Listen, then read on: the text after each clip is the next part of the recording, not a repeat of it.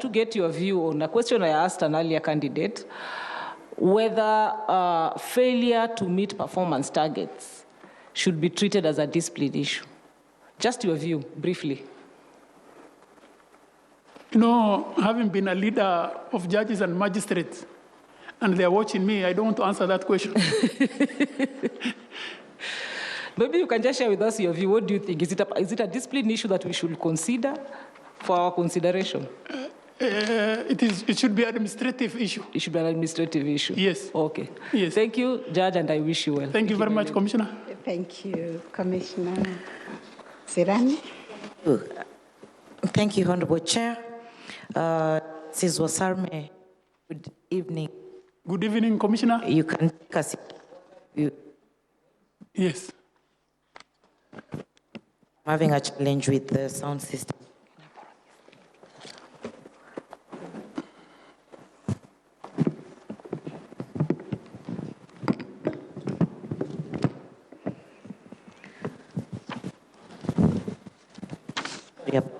I hope you can hear me now. Yes. Okay. Now, having been a commissioner at JSC and also in the leadership of the judiciary, you know that we place a lot of weight on mentorship. What role does mentorship play in ensuring continuity of rule of law and the administration of justice? And how would you measure the success of your mentoring efforts, maybe with specific incidences that you can give us of where you've mentored and what results you may give for that? Thank you very much. Mentorship is so important to judges and magistrates, especially when a judge is new or a magistrate is new. He needs somebody to hold his hand and directed him in the right direction. The route he takes will determine his future. And I have mentored many judges and magistrates. For example, all the judges who worked under me in the JR became Court of Appeal judges except one. Except one. And because of the mentorship I have given during the time I worked with them, either as 3-judge or under me, I was also sometimes, most of the time, in charge of the Constitutional Division, because Judge Lanola was who was in charge, was in Arusha most of the time. So the Chief Justice also directed me to be in charge of the Constitutional Review. So all the judges who served under me, both in the JR and in the Constitutional Review, ended up in the Court of Appeal through my mentorship. So how do you measure your success? I measure my success because many of the people I mentored, some of them are in this room. I think I can say I have an excellent mentorship qualities. Okay. Yes. Thank you for that. What is the role of emotional intelligence in the life of a judge? Yes. And in what incidents would you apply emotional intelligence in your work? Thank you very much. You are sounding like Professor Mugenda, because that was a permanent question for Professor Mugenda when we were together.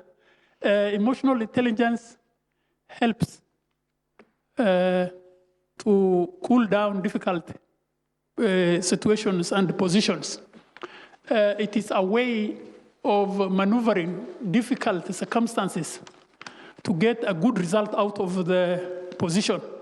I have done that many times in the commission and as a judge. I have presided over very difficult cases with my colleagues. And I think through emotional intelligence, we have always achieved a positive result. And one thing, when you are applying emotional intelligence, you have to apply wisdom. And when you have to apply wisdom, you need a lot of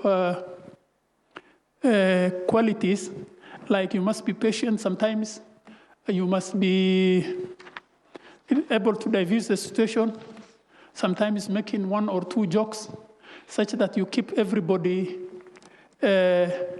within par.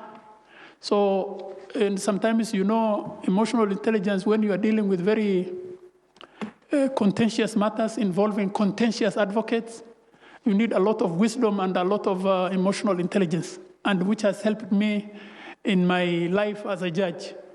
Okay. Yes. Just to answer you, maybe I sound like Professor Mugenda because I replaced her to represent the public. Yes, We have thank the you. interest of the public at heart. Now, I will move to some of the feedback we received from the public. As part of this process, when we're recruiting, we normally seek feedback from our stakeholders.